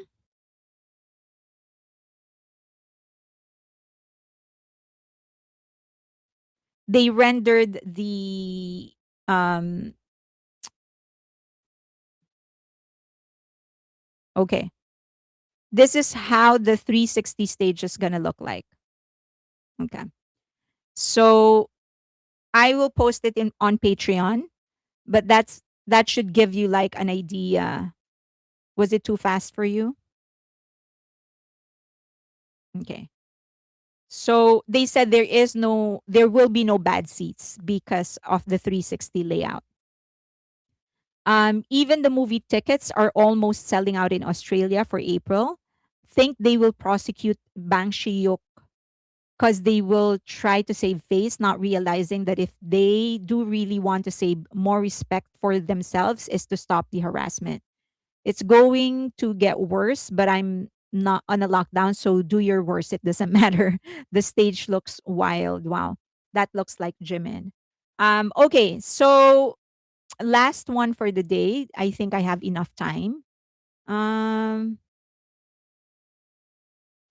Jin held so much together with his run Jin, and he was so hardworking. His tour was a huge success, and he also gave Army so much more.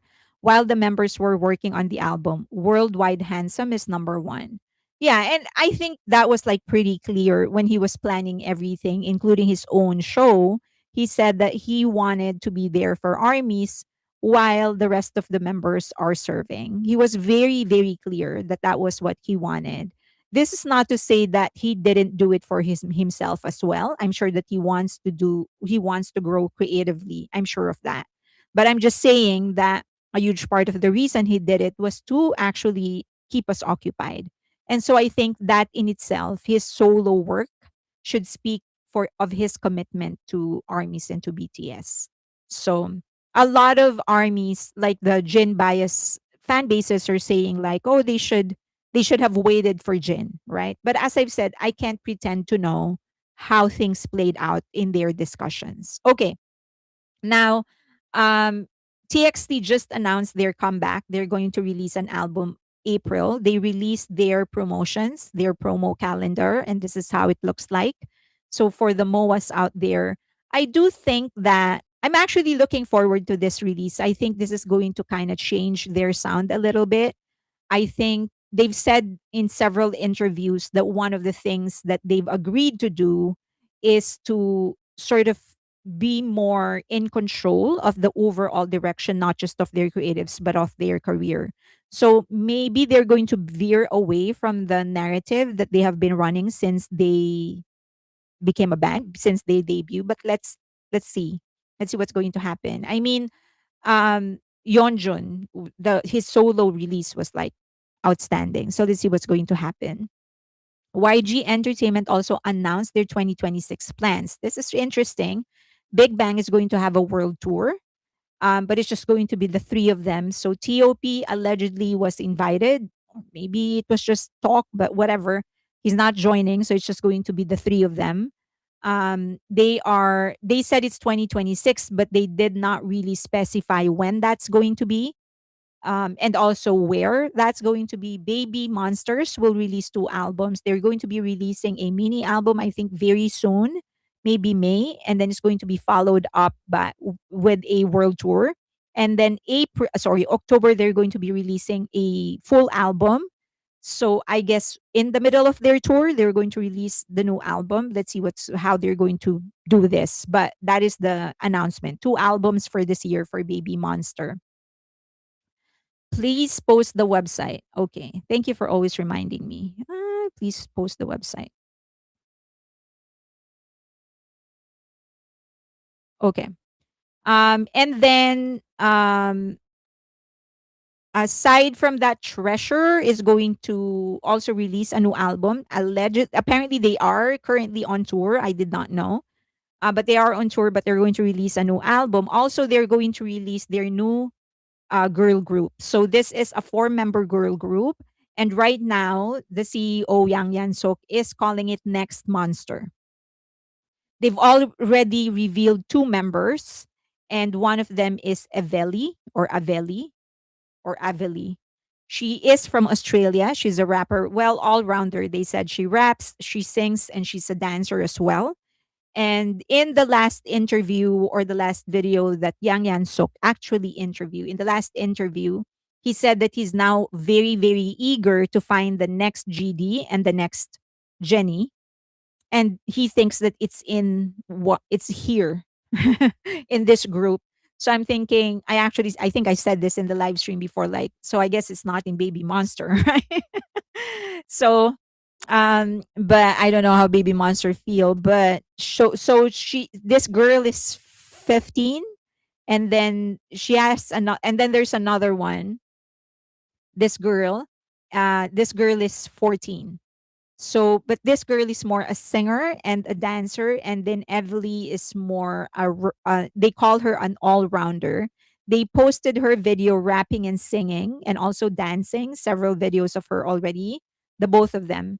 Very, very young. So he did not really specify when he's going to be launching the group, maybe this year, maybe next year, maybe at the end of the year. But he said that he's going to be introducing the other two members at the end of this year. Okay, next GD or Jenny is just odd. They are very young. They're very young. Actually, one of the things, so for like the lovers of hip hop out there, you know that one of the things that um make you an effective rapper is for you to actually feel what you're singing. That's how it actually came about. I mean, the culture itself, hip hop and the genre. Um and I think it's just natural that it's harder for someone who doesn't have real painful experiences in their life to totally embody. I'm not saying it's impossible, it's just harder for you to actually embody what hip hop is supposed to be. And I think that's what's missing with many. That's the point that a lot of agencies are missing when they train someone to rap, the angst, right? And the problem is that, and some groups have, or some rappers have actually found a way around it. And one of the things that they do is to just about their own experiences, with no matter how juvenile that may be for some people, because that's what's authentic for them, right? So I think, like, for Cordis, for example, that's what they've done. They're rapping about their own experiences, like what it's like to be 16 and 17. They're not talking about inflation, things like that. So it's more authentic because they're not trying hard to be angsty. And I think that's like the problem with other rappers. Well, if you want this, the young rappers, I'm talking about rappers in South Korea, K-pop idols, they're so young, and you watch them and they're like swagging like Kanye or Kendrick or J. Cole. I'm like, no. But anyway, that's just my personal opinion. I think if this agencies just accept the fact that you're training, they're in a lab, allow them to sing what they know, allow them to rap about their own experiences, what's actually authentic, and I think that's going to be more effective. Okay.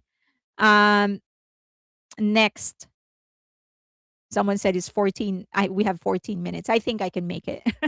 And then ADOR has a global audition. And it is going to happen in the same day as the comeback, I think, which I think is okay. I mean, those are two different things. But it's going to be in Seoul, March 21, then Busan, Singapore, Osaka, Tokyo, Vancouver, New York, Toronto, Los Angeles, Sydney, and Melbourne. So, but the one in Seoul is going to be on the 21st. So it's the same day as the comeback, which might actually be a strategic move.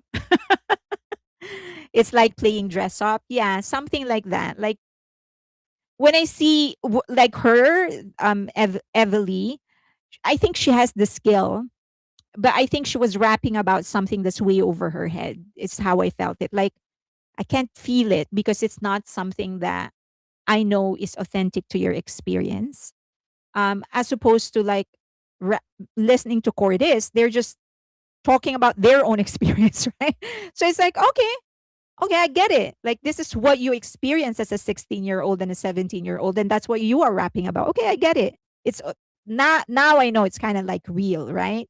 It's authentic. It's not like you're posting like you have the life experience of a J. Cole or an Eminem or a Kendrick or So mm, you get my point. All right.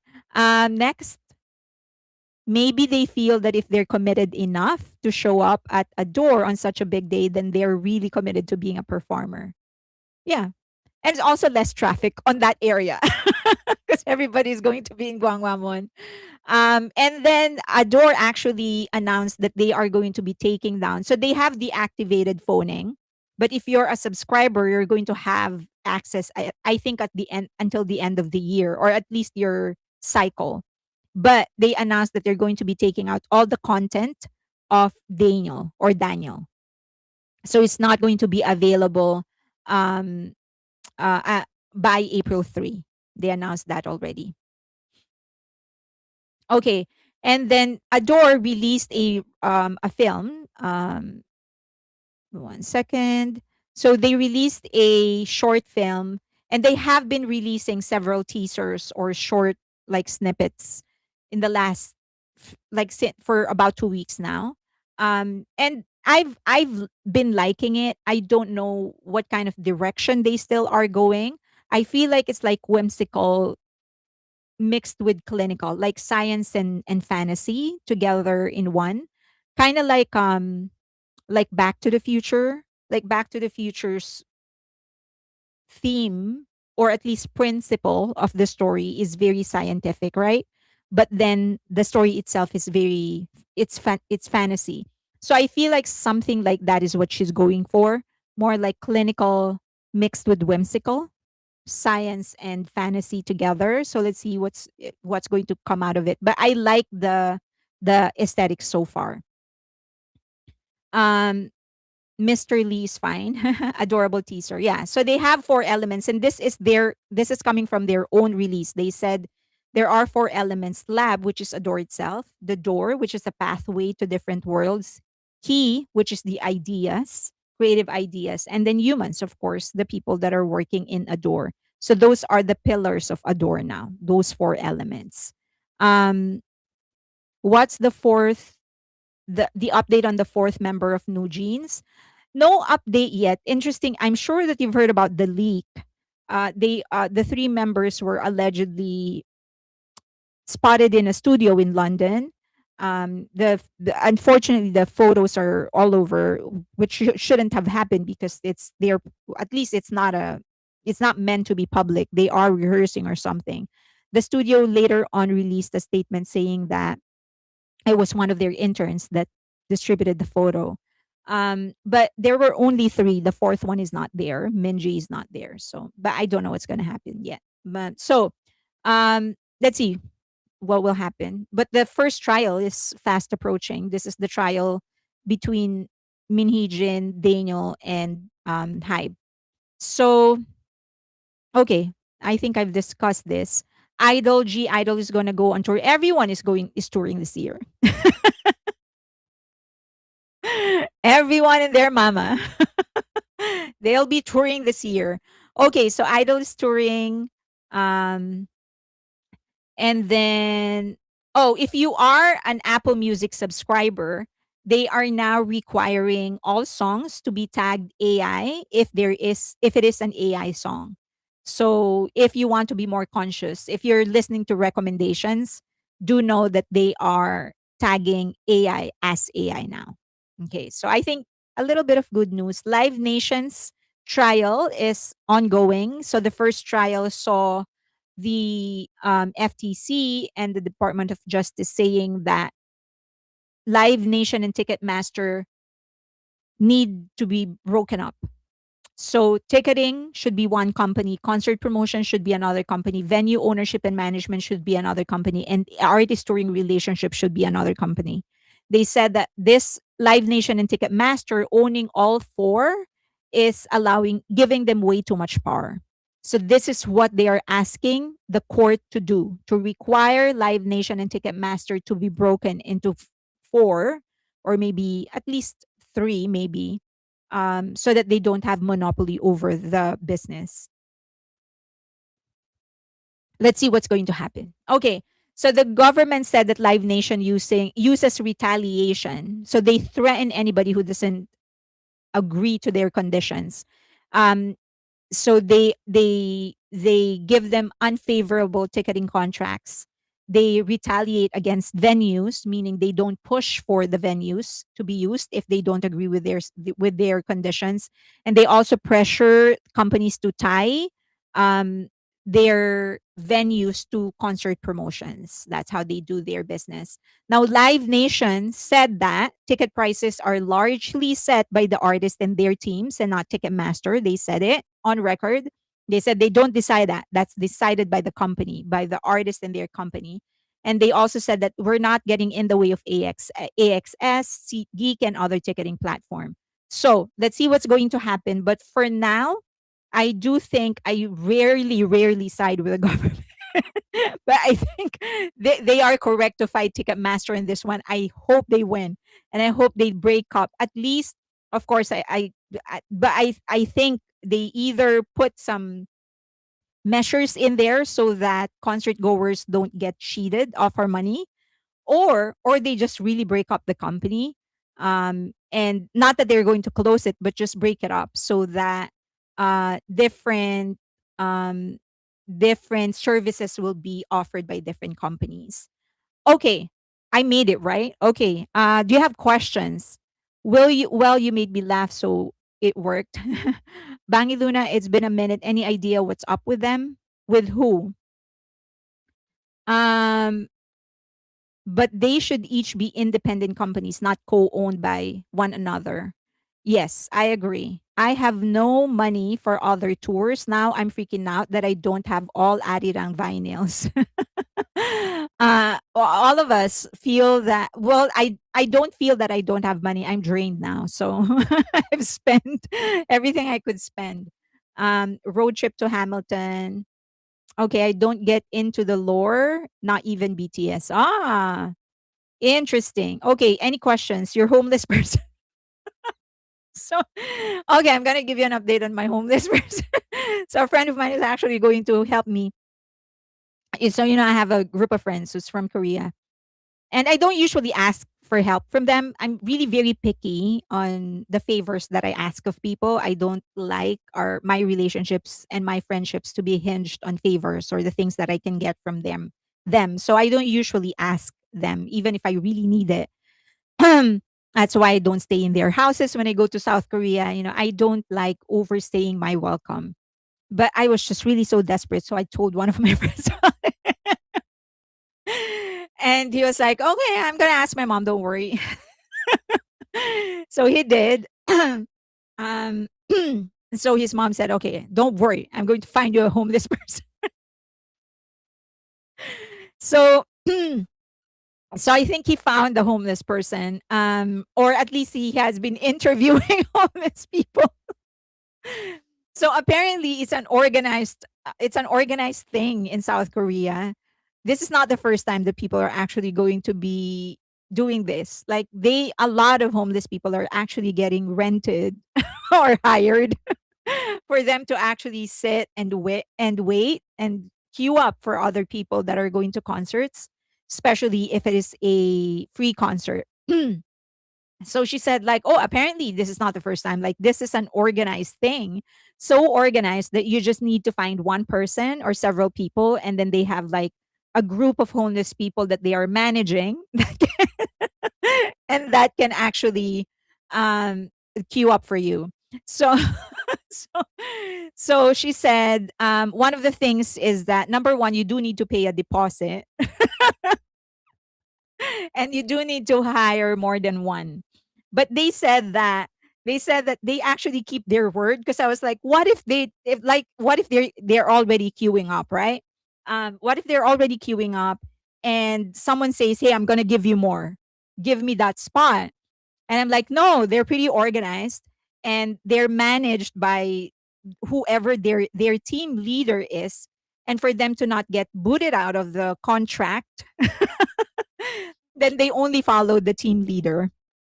So so she said, like, don't worry. She said, she found the at least one of the team leaders, and she's going to be meeting with this team leader and discuss the rates and how it's going to happen and stuff like that.